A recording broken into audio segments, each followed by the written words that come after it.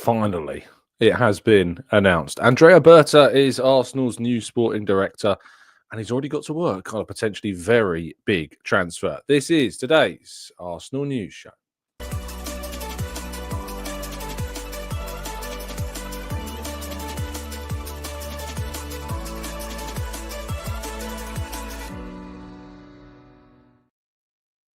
Hello and welcome to the Gooner Talk, back again with you guys and girls for another episode of what is the Arsenal News Show. Joining you every single morning at 8 a.m. UK time. Thank you so much as always for joining me and making this a part of your morning routines. It is very much appreciated.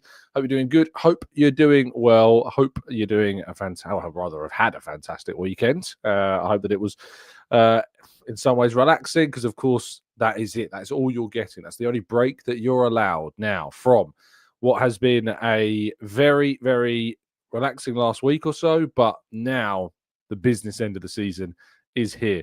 Arsenal take on Fulham before they take on Everton, and then, of course, that game against Real Madrid kicks off the run-in and Arsenal's final games of the 24-25 campaign. Good morning to those joining us in the chat box. Thank you so much, as always, for tuning in. Really appreciate you all being here. Jamil, Brian, Shari, Stephen, Arasilki, Carl, Steve, Evan, Mark. We've got Bradley and Gary and Captain Presence. We've got NSW, we've got Rob and Gary and Mohammed, we've got Blackshine, Granddaddy Gooner, Paul, Amesy, Daniel, Wadders, Martin, plenty more of you guys and girls as well. Thank you so much for tuning in. Oh, appreciate you very much being here, and indeed hope you've had a fantastic weekend. And those, of course, listening on catch up as well, thank you so much for doing so. If you could drop a like on the video, subscribe to the channel. If you're new around here with those notifications turned on so you never miss a show, that would be very much appreciated indeed. But without further ado, let's jump to today's stories. We begin with yesterday's absolute battering of Crystal Palace. Another really important victory as Rene Slegers' side continues to build up momentum. 2 goals from Beth Mead on the day, another goal for Alessia Russo, an own goal from Alison Swabby. Also on the agenda, gave Arsenal a very, very comfortable win indeed. Of course, Chelsea still ahead in the race, but, and it is a little but, they did draw 2-2 against West Ham. A 91st minute equaliser from Shakira Martinez managed to get after, of course, Chelsea took a 2-0 lead in that game, but West Ham have drawn that game in. The gap between Arsenal and Chelsea, and Man United and Chelsea, is now 6 points. I don't expect that to close. There are only, as I've mentioned before a number of times, 4 games remaining in the season. Doesn't really seem that is realistic to expect that gap to close considerably enough to give Arsenal what they need. But it is, of course, Chelsea dropping points for the second time in their last 4 games. If that happens in the next 4 games, they would end up picking up, I think, what would it be, 8 points, which leave them on 56.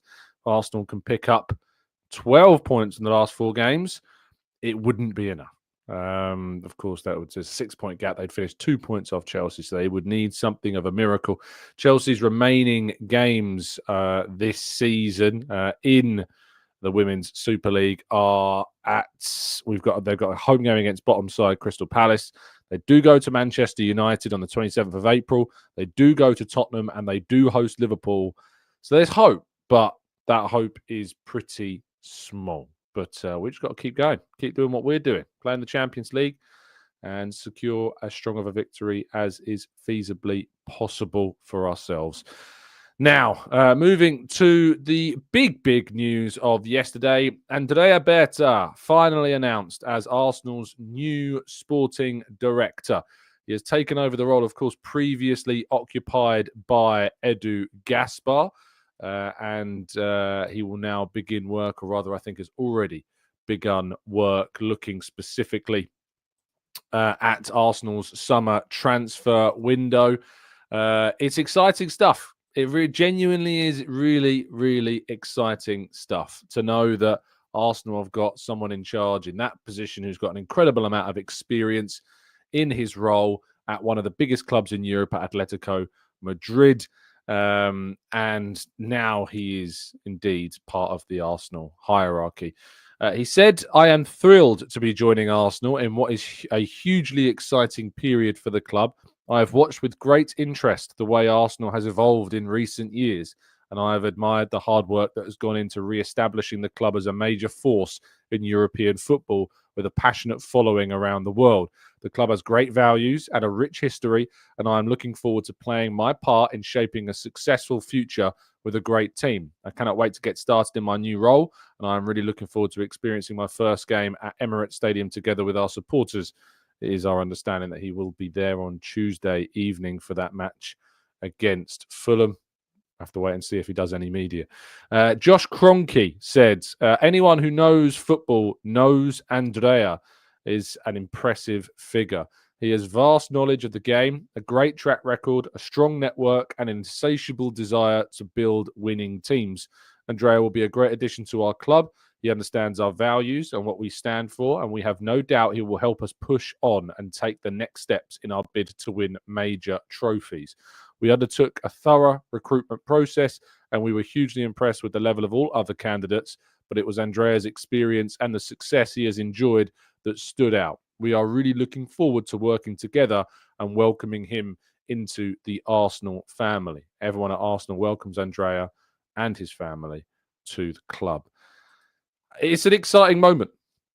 It's a very un-Arsenal-like moment, and a very, I think, perhaps a transformative moment as well for the club's progress and process, where the deals go from here, what transfers await, what type of moves we can expect. And within just hours of his official announcement, the Oracle, Mr. David Ornstein, took to social media to report his first major Arsenal transfer story of the summer. And that, of course, is the news that Andrea Berta is keen on Viktor Gyokeres. Reporting for The Athletic, Arsenal developing strong interest in Viktor Gyokeres as possible striker signing. Andrea Berta, firm admirer of 26-year-old sporting forward, expected to figure prominently among Arsenal options and maybe more realistic, of course, than Alexander Isak. Very, very interesting news. Of course, we'll be breaking this down more as the weeks go on. You can imagine that should these links go further, we can do at the end of the season a tactical breakdown on the Swedish striker. You can be sure of that. But yeah, it's very exciting times, I think, for Arsenal supporters when they see names like Gyokeres. Of course, he's a player that will have a significant amount of risk attached to him. Currently playing for Sporting in the Portuguese league, the best team in that country right now. And certainly the question will be whether or not Gyokeres, were he to sign for Arsenal, could translate those figures to the Premier League. His numbers are very, very impressive this season already. He's got 42 goals in 42 games, 11 assists on top of that this season across all competitions, 30 league goals in 26 league matches, 7 assists on top of that. And it built on, of course, from a campaign last season where there were question marks about whether or not he would be able to continue such fine form. Last season, 43 goals in 50 matches on top of 15 assists, 29 league goals in 33 league games. There were further questions about whether or not he would be able to continue his form after Ruben Amorim left the club as their manager, and they went for a little bit of a dip in form. Well, in his last 5 league matches, he's managed to bag himself 8 goals with 2 assists on top of that as well. So I think those questions have been answered as well. But Benjamin Sesko remains a key figure as well, I'm aware, in Arsenal's kind of look ahead to the summer, and a player that they've remained keen on. Currently playing in a more competitive league in the Bundesliga, of course, a higher caliber league as well, playing for a club that doesn't offer him the same level of opportunities to shoot and score as what Gyokeres, of course, has.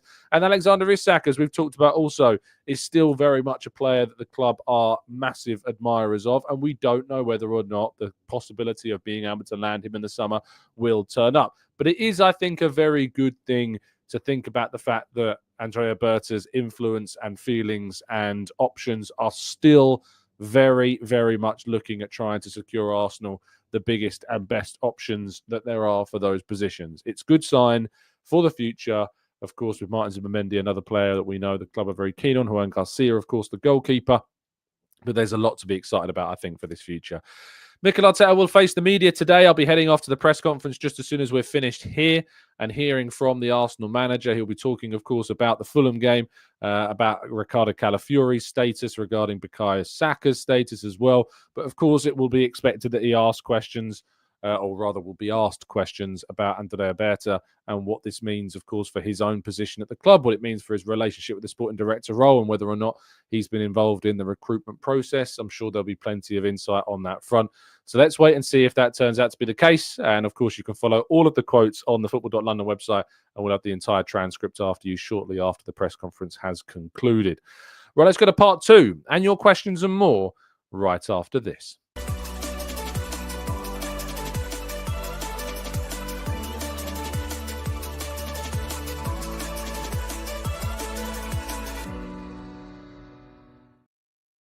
This indeed is part 2 of the show. We tackle some of your questions. So this is the time, if you'd like to throw them into the chat box, that you have to put them in. So go and chuck them in.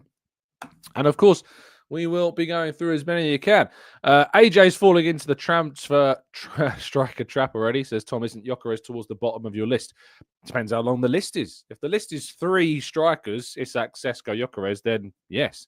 If the list is all strikers, then no, of course he's not. He's considered one of the best strikers currently on form and one of the top targets for many, many clubs on the continent. But we've done like rankings before. I said before that Isak, of course, would be a dream scenario for Arsenal. I've been more aligned with the idea of Sesko, just because I think that, of course, already playing in a more competitive league in the Bundesliga, of course, and also with his finishing numbers as strong as they are, currently better than that of Gyokeres, that investment might suit Arsenal better. But Gyokeres was always number 3 on that list of mine, above the likes of Victor Osimhen or above other potential forwards as well that we've been linked to. Santiago Jimenez, another prior to his move to AC Milan. So it depends on how you define the list, AJ. If it's a list of 3 strikers, then yes. If it's a list of all strikers, then he's certainly towards the top. Paul says, we need to make offers before the window even opens. Gyokeres is a no-brainer and at a great price point as well. Scrolling up a little bit more, Lloyd says, give us Gyokeres. The guy is on 30 goals in 26 games and 42 in all competitions. Imagine Ødegaard creating for him, just bullying defenders. Rice crashing the box from left 8. Can't wait. Balak Gooner says, I don't mind Gyokeres, but does anyone else see him as a youngish Jamie Vardy in terms of his playing style? Julian says, it's funny how everyone thought Gyokeres would automatically go to Manchester United with their interim coach. Why the hell would he go to that joke club? Amberley says, Tom underestimates the fan base's ability to whinge and start talking about any target as soon as we're linked with them. Yes, I do always underestimate our fan base. Harish says, Tom, if we do like the likes of Gyokeres and Sesko, why not Liam Delap? If we can't get Isak, then Delap is the guy for me. Strong, pacey, great shot ability, great transitional strength and Premier League experience. Delap's definitely up there as one of the more impressive centre forwards at the moment are available to clubs. Whether or not he turns out to be the player that Arsenal move for, I don't think he will be. Man City have a buyback clause. I think that complicates matters with any club that does want to buy him. Chelsea, of course, have been noted to be interested in him as well. Jamil says, have you heard any solid information regarding any major stadium development in the near future? I feel this is a crucial step the club need to take to continue to compete with our rivals. Yes, there is definitely ongoing discussions and explorations of what the club can do to improve, expand the Emirates. And so, yes, is the answer to the question, Jamil. I have heard stuff. The club is very active in assessing all possible avenues regarding that. Amberley says, as long as we don't waste all summer chasing the impossible dream of Isak, I'm very happy with Gyokeres or Sesko or whatever. John says, Tom, what do you think of the stat? I heard on Same Old Arsenal podcast on Saturday that Isak has missed 39 matches in his last 3 seasons. Would you pay 120 million for him knowing this? Someone did put a really good argument up against this to me the other day. I'm really sorry, I'm not going to be able to give that person credit. I can't remember who it was. But someone said it's obviously the amount of games that he's missing is something to obviously consider. But actually, if you have a look at the number of minutes that he's playing across seasons, that's maybe sometimes a better indication of how many minutes he's able to play across a campaign rather than the amount of games he's playing across a campaign. And if he's still getting well over 3,000 minutes in a season, it's still a very good return. Unfortunately, the Transfermarkt website seems to be down at the moment, so I can't even tell you Let me see if I can. Alexander Isak transfer marked. We'll go straight through this way. I wonder if it will work. We can only hope, or the stats page at least, if the home page isn't working. We'll come back to. Oh, no, we won't come back to. We'll tell you right now. So this season, he's already got 2,600 minutes worth of action, of course, and there's still a quarter of the season left to play as well. 25 Premier League games, 19 Premier League goals, currently played 29 matches, of course, so far this Premier League season. Last season, he played 3,000 minutes for Newcastle in 2023-4. In 22-3, he managed to play just under 2,000 minutes in that season. Of course, he was affected by injury because of a thigh issue at the beginning of the campaign. The season before that, he managed to play 3,000 minutes of action, mainly in La Liga for Real Sociedad. And the season before that, in 2020-21, he managed also to get 3,000 minutes. So it's a decent measure. It's definitely a factor, though, that we still have to think about. You're dropping a huge amount of money on a player, of course, that does have notable injury issues, and that does raise cause for a valid concern. Absolutely. AJ says, sorry, Tom, what's the trap that you refer to? The trap of course, when you talk about things out of context, AJ. That's the trap that you fell into. Pelzer says, is he a really 50, 60 million pound player? We definitely need him. Then gives us more room to get other players in as well. Brian says, Gyokeres, Williams, Mendy, Hato and Garcia, or is the Premier League proven better options as well? I think, these players that we're being linked with right now, it's out of Arsenal's typical run. I mean, last season, to be fair, we signed two major players outside of the Premier League, but under Arteta, we have looked to sign more players in the Premier League. And it was only until last summer that we started to do more business outside of the Premier League with Calafiori and Mikel Merino.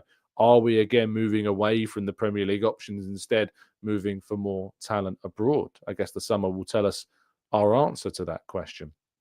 Lloyd says, even if the list of 100 strikers, Gyokeres is still in the top three for me. The issue is can he replicate his goal machine status for Arsenal with the better players, of course, around him? Oh, goodness me, AJ's lost his head. Gooner Oz says, I've actually just made a video that Gyokeres was kind of unlikely. Then a day later, Ornstein says, we want him. Good, I was in the wrong though. Bavia says, with Trossard's average season and Martinelli not being at his best for 2 years, which one of them should we sell? Because Martinelli might get us 50, 55 million, which would fuel our summer of buying as well. I think that, the left side is where we will most likely see a surprise exit from the club. We've talked about Trossard and Martinelli, of course, before potentially being players that we might lose. Lloyd says, Tom, did Arsenal do a Berta signing interview? Not as far as I'm aware, mate. We've discussed before that, he's not exactly the most prolific talker or interview haver. So we don't really know at this point in time what to expect, I guess, really. Oliver says, there's a lot of strikers all of a sudden. I have my thoughts, but it definitely makes me feel more at ease than other summers. So Nicholas says, I think all three strikers would make me happy to see an Arsenal shirt. I think that's what we discussed. It's what we talked about with AJ earlier, saying about, didn't you say he was at the lower end? Again, as I explained, it's if you're talking about the three strikers that we've mainly been linked to, Isak, Sesko and Gyokeres, then yes, of course. But the trap is that you talk about that more broadly and you talk about all the strikers that Arsenal have been linked to across loads of leagues and loads of different forwards or players even that we want. Then no, he's not towards the bottom end of that spectrum, is it? Because he would be in the top three, as I think that we have discussed. In fact, I think I wrote an article the other day about Arsenal's top three centre-forward targets, and it was Isak, Sesko, and Gyokeres. Pelzer says, this isn't a question, but even if Gyokeres gets half his goals, he'll be on 24 or something in all comps. You bring in a left winger as well who scores goals and will be fine. You know what's really interesting about this is that prior to Kai Havertz's injury, of course, he was on for a season of scoring about 20 goals plus in all competitions. At the halfway mark, Kai Havertz, before that injury, had managed to score 15 goals across all comps. And had he have managed to play the rest of the games in the season, I would have been strongly advising, but expecting him to hit over 20 Premier League goals, 20 goals across all comps, maybe 20 Premier League goals. He had 9 Premier League goals in 21 games and still had 17 games left to play. But across all comps, you would have expected him to get into 20. So I actually disagree slightly, Pelzer. I think that if he gets, say, 24, that would be a disappointment. If we sign Gyokeres and he only scored 24 goals as the guy that's meant to take Arsenal to the title, and I'm talking about across all competitions as you are here as well, then of course I think there would be reason to be a bit disappointed by that, actually, because I think that wouldn't necessarily have progressed us much further than the option that we already had. So I think we actually need to think about him scoring well over 30 goals in all competitions as being a return that we are expecting from him.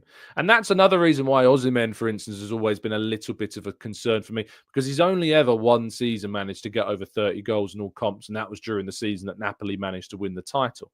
He's moved to, obviously, Turkey this season, and he's having a very good campaign, but it's a league where Galatasaray are obviously dominating, and in big part due to Osimhen himself. But you look at kind of the goal levels of Gyokeres compared to Osimhen, and they're pretty much double, playing for me in a more competitive league in Portugal than Turkey is. So yeah, I think that's important to consider as context.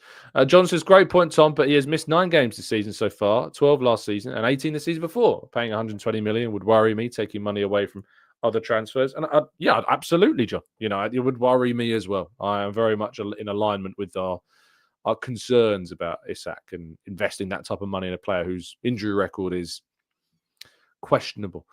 Roy says, Tom, do you think Berta looks a little bit like Lewandowski? So could he actually be our new striker and not the sporting director? It's a fair question, Roy. Gary says, if we get Gyokeres given the wages Jesus is on and his injury record, is it time to get £230,000 a week off the wage bill as well? Difficult to do that, Gary, in the summer because Jesus is injured. So I don't think Jesus is going to be going anywhere. Bavia says, did you hate Saka's post on Instagram? What did he put on Instagram? Has he put anything else other than the picture of him kind of being back on the training ground? Bukayo Saka. No, that is the last post. Why would I hate that post, Bavia? I don't know. It's a bit of a strange one.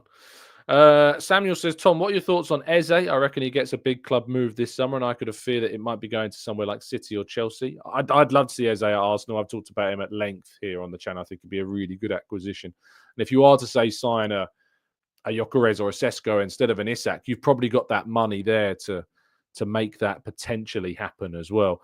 John says, you said we'd be left behind because of multi-club models, but how many players have come via this route for teams? If it's to loan players, you can do that to other clubs. If it's to raise revenue, then KSC already have multiple teams and they've just joined. I just think, John, in the grander process that we could get left behind. I think if you look at all the major clubs, that's what they're all looking at, particularly in the Premier League. Man City have already got it. Liverpool are looking to do it. I just think it's something that we may end up getting left behind a little bit with if we don't consider it. Bavia says, did you hate Saka's post on Instagram? I wanted to see Mikel deflect from his injury in press conferences and then surprisingly see him in the squad. Would have made my day if we win against Fulham and he's there. I get what you're saying, but I think it was quite the adrenaline boost to see Saka back with the team. So yeah, I was very happy to see him there. Lynn says, do you feel that Viktor Osimhen fits in like Isak? Because when we played against him in Sporting, he was easily knocked off the... Was he easily knocked off the ball, Lynn? I don't think that's true at all. I think if you actually have a look at his run that he made down the left wing, he beat Saliba, knocked him off the ball, took Gabriel on and managed to get a great shot away that only narrowly missed the goal by hitting the post. So I don't think he was easily knocked off the ball at all. There was a really good move from him in that game, and he could have easily scored by beating Saliba in that moment. So maybe have a rewatch, Lynn, and look back on that game. Andy says, Tom, who do you expect our 4 strikers to be moving forwards? 4 strikers. 4 strikers, Andy. Goodness me, who has 4 strikers? I mean, Man City have got Haaland and Marmoush. Liverpool have got Nunez and... I mean, Gakpo can play there, Jota can play there, but they're not strikers. Chelsea have got Jackson, and he's injured, and they've now got who? Like Nkunku can play there, but they're not strikers again. So 4 strikers, goodness me. Who has 4 strikers? Arsenal have 2, and they're both injured at the moment. So I don't think that it's realistic to expect Arsenal to have 4 strikers. But certainly I would expect them to have 2 centre forwards and then broadly 3 or 4 that can play there. So say it was Isak or Gyokeres or Sesko, that's your one. Then you've got Havertz as another. You've got potentially Jesus when he's back from injury, another. But other than that, we'll be waiting a long time for that, of course. Then you've got Trossard at the moment who can play there. Marino is currently playing there.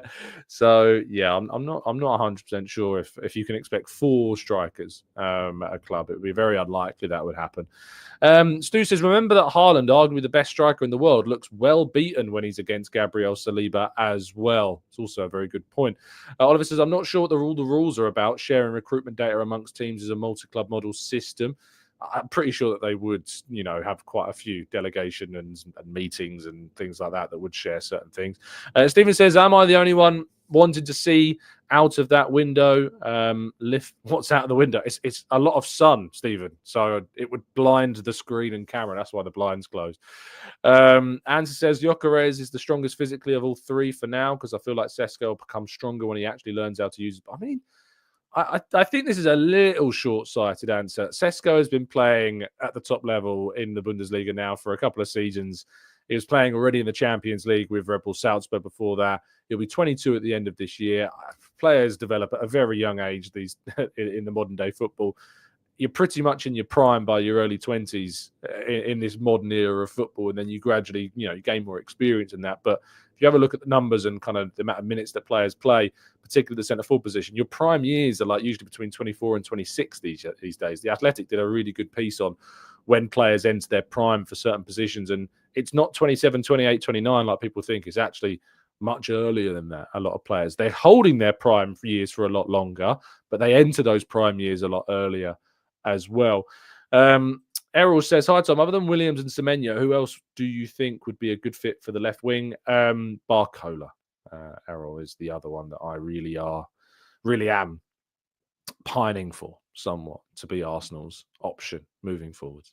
Right, we're going to bring the show to an end there because I've got to head off to the press conference. So if you could drop a like on the video, subscribe to the channel if you're new around here, those notifications turned on so you never miss a show. I hope you have an absolutely fantastic start to your week. Enjoy yourselves. What a great story to start the week with, of course, as well. And hopefully there'll be more news to come on those fronts as the weeks go on and we enter the transfer into the summer. You can expect we'll be doing plenty of tactical breakdowns on the players that we do get linked with. And I look forward, of course, to bringing you all the data and information from those breakdowns as well. But in the meantime, we've got a season, we've got a Champions League, we've got a game against Fulham tomorrow, plenty of football still to go on. Hopefully, you'll join us on this trip through the rest of this season. Stay safe, stay well, stay happy and respectful, and as always, up the Arsenal.